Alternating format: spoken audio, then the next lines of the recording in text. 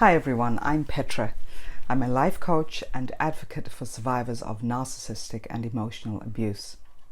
I would just like to say thank you to all of you who responded to the last video, and I had put something on my Instagram, so thank you for responding to that, because I've been asking you for topics for new videos. So very many of you replied and sent emails, and it's been wonderful. Thank you. I have a long list, so I'm just going to start from the top and work my way through. It's going to take me a couple of months, but thank you again for communicating so well and getting your topics out there.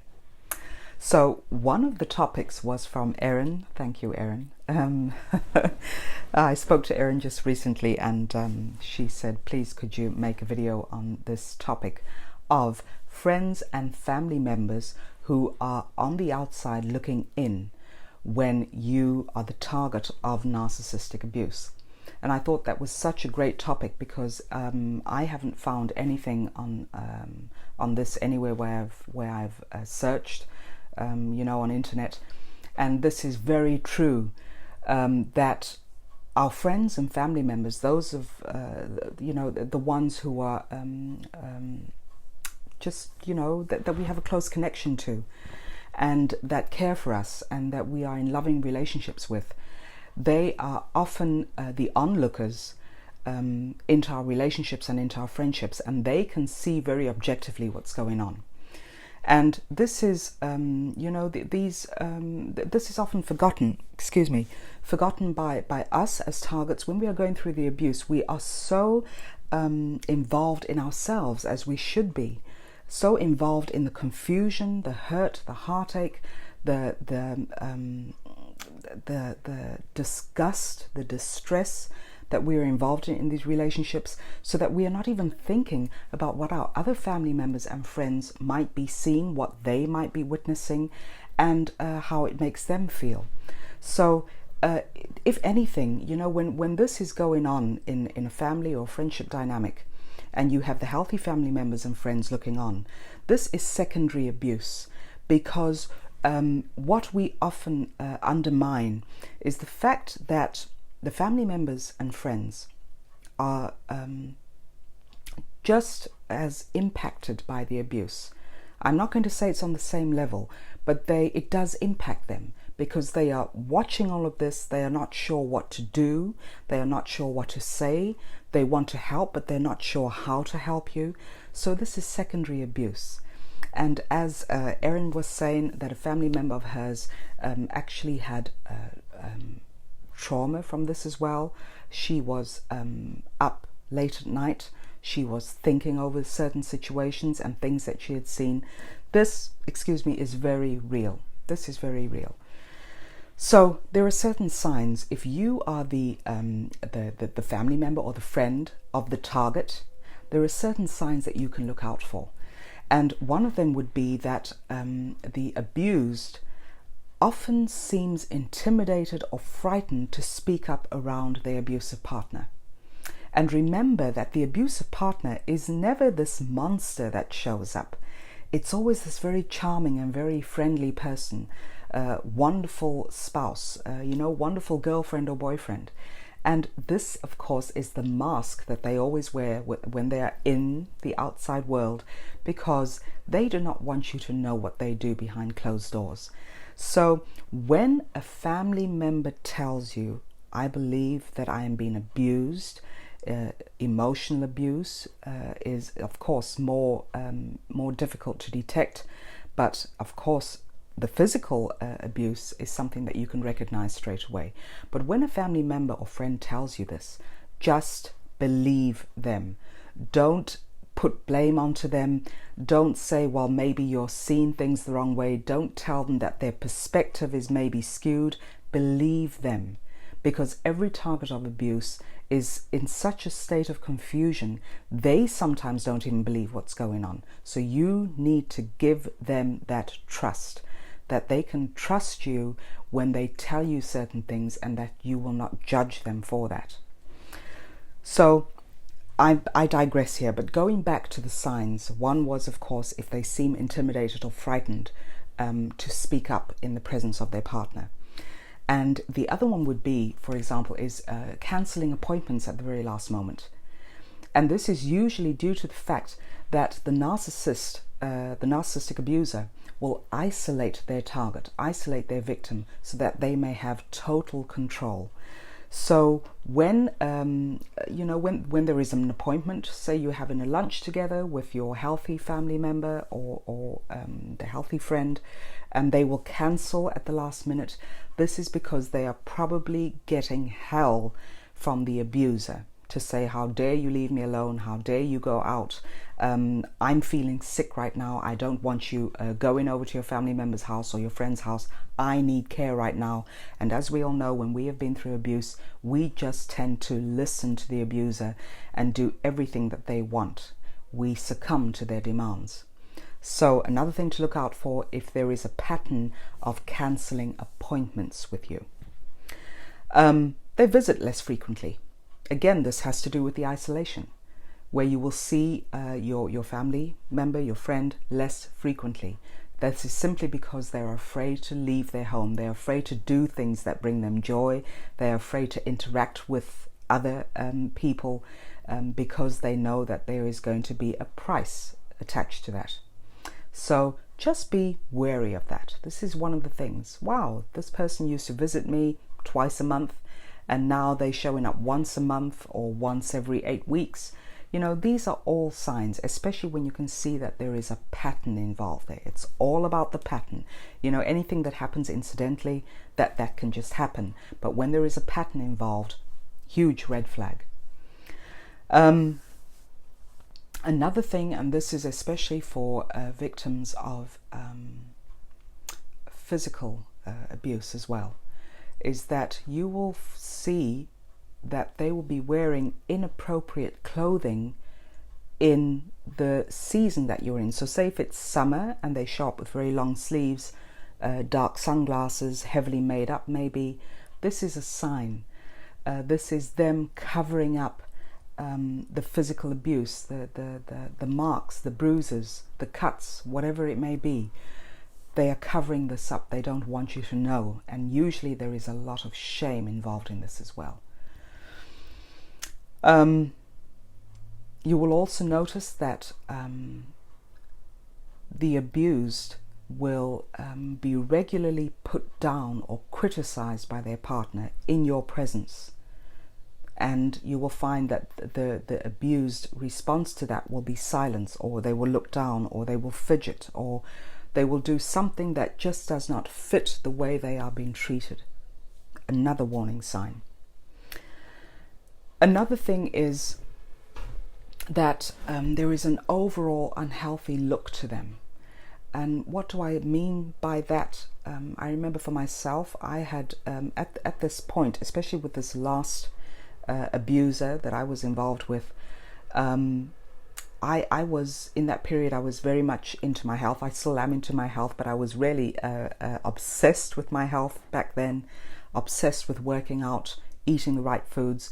And in a considerable amount of short time, I lost a lot of weight and I started to look gaunt. This was not only from the exercise, this was not only from my eating habits, this was also from the lack of sleep that I was going through. This was from the stress involved, the trauma, where I just looked gaunt. I didn't look healthy at all. And I remember that a few of my family members said to me, "What's going on? We know that you were on this health thing, but you're not looking healthy, and you should be if you are so invested in your health and working out, but you are not looking healthy at all." And this was lack of sleep. As I said, this was stress. This was walking on eggshells all the time. This is a very clear sign. When you see your friend or family member just looking overall unhealthy, big red flag. And less energy. You know, you will notice that this person is very tired when you see them, or very, very just depressed, or very in a very low state of mind. These are all huge warning signs. Another one was, for example, you know, if your abused friend or family member is telling you that all finances are controlled by their partner. that they have very little money to spend, that they have to account for all the money they spend. These are things that that is just not right, especially, you know, when a couple has been together for a while.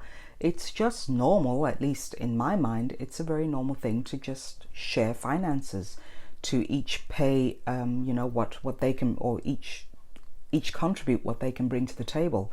And there shouldn't really be a lot of stress around money, or them being withheld finances, or having trouble buying groceries, or having trouble paying bills. Again, if there is a pattern forming here, it's good to look into that. So what can you do as a healthy family member or friend, looking on and realizing that something is out of sync, something is wrong? I think the most important thing is to create a safe place where the target of abuse can speak freely. And make sure that you have enough time there as well. Don't just, you know, suddenly meet them on the street and then say, wow, you know, what's going on? I realize that you are not looking well, or you seem very tired. What's going on? Make sure that there is enough time and that there is a safe environment before you bring up the subject. And don't just, I would say, you know, just ease into the subject, because you have to realize that the person who is being abused is very fragile, very vulnerable at this point in time, is stressed out, is suffering from maybe depression, is suffering from PTSD. They are suffering from very many symptoms, physical and mental, of course. So don't just roughly broach the subject, ease into it. And you can say things like, I'm just really worried about you because I don't see you as often as I used to. Or you could say, you look very tired. Is everything okay? You know, and that sort of creates, it's a very open question that gives the abused the space to vent, or to maybe tell you of what's going on. And again, please just listen without judgment. Listen to them, take them seriously, and offer advice, or offer ways to help them through this. Don't give advice. An abused person does not want to hear advice from you, even though it is well intended and you may have their best interests at heart. Advice is something that we don't need at this point in time. It's more about helping them to explore their options for coming out of that relationship, or getting to a place where they feel safe, or helping them explore the options for moving themselves and their children out of the home where they are being abused. So again, do not offer advice, just help them to explore their options. And be patient, because when leaving an abusive relationship, it's not something that you can do from one moment to the next. And you know, this is what I often hear, is that when I speak with clients, they will often say to me, well, my friend or my family member said to me, well, you know, if the relationship is so bad, why don't you just leave? But it is not that simple. We are not talking about a healthy relationship here. We are talking about a very toxic relationship. So making the decision to leave that relationship is one thing, but to finally get your things together, pack up your stuff, get your important documents, look for a home, get your finances in order, that is a whole process. And you, as the healthy family member or friend, can guide your friend through that, can guide the abused through that, and just help them through it, help them through that very tedious process. As I just said at the beginning of the video, is that, you know, when there is secondary abuse, when your family members are looking on and watching you being traumatized, watching you being abused, they go through restless nights, sleepless nights. They are distressed, they are traumatized, they don't know what to do. And this is something that when you are out of that relationship, is to also take that into account when, you know, I'm speaking to the abused right now, is I'm not saying get into that conversation right away when you've left a relationship. First, give yourself time to acclimatize, to rest well, to get things into focus so that the fog can be lifted. And somewhere along the line, you can bring up the subject and say, wow, you know, the stuff I went through, I didn't realize that you were going through something similar, not as harsh, but it was similar. And just talk that through, because the family member who truly loves you will have that patience with you and will be willing to listen to your story and willing to share their experience of what they witnessed when you were in that abusive relationship. So, you know, this is the way to do it. I know this is what I did with my friends when I came out of the last narcissistic friendship, is that after about 8 months or 9 months, I sat down with my friends separately and just said, you know, I was this crazy person in this last relationship. I cancelled appointments with you guys. I didn't show up for you mentally. I wasn't there physically. I was just sort of checked out. And I said, I value your friendship so much, and I apologize for, you know, just discarding you within that period of the narcissistic friendship. And of course, you know, true friends, they were just happy that I was out of that toxic relationship. And they just said, well, we're just so happy that you have released that person and that you're working on becoming healthy again.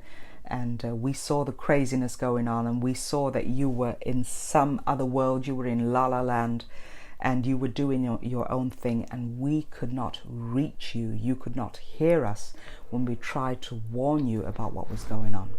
So again, it's all about having those respectful and also very difficult conversations sometimes to just clear the air. People who truly love you will not put that judgment on you and will not